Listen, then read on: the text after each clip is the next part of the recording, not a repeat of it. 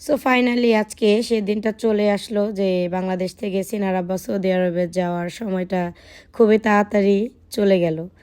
তো খুব অল্প সময়ের জন্য সে এখানে এসেছিল, তার ভিতরে সে অসুস্থ।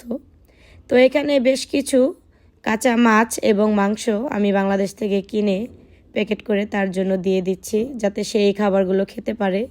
এবং সৌদি আরবে যে খাবারগুলো সচরাচর পাওয়া যায় না, তো আমি সেগুলোই দেওয়ার চেষ্টা করেছি। এখানে বিভিন্ন রকমের মাছ আমি দিয়ে দিয়েছি তাকে রান্না করে খাওয়ার জন্য। তো এখানে আমার ভাই, ভাগ্নে এবং আমার বোন সবাই তারা হেল্প করতেছে। সৌদি আরবে খাবারগুলো প্যাকেট করার জন্য পাওয়া যায় না, আমি ঠিক সেগুলোই দেওয়ার চেষ্টা করে থাকি। রেডি হচ্ছে, তো এই মালগুলো সব প্যাকেট করে তাকে দুপুরে খাওয়া দাওয়া করাবো, তারপর সে রেডি হবে। এই তো আমরা দুপুরে খাওয়া দাওয়া করে রেডি হয়ে গেলাম।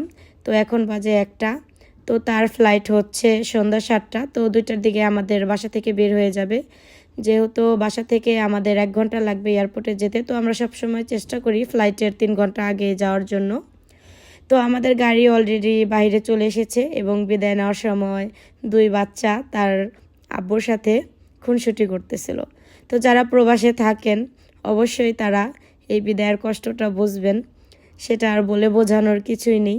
যখন একটা প্রবাসী দিনের পর দিন, মাসের পর মাস প্রবাসে থাকে, তার ফ্যামিলি, বউ বাচ্চা সবাইকে রেখে, সেটা যে কত কষ্টদায়ক সেটা যে থাকে আর যার ফ্যামিলি থাকে তারাই বোঝে।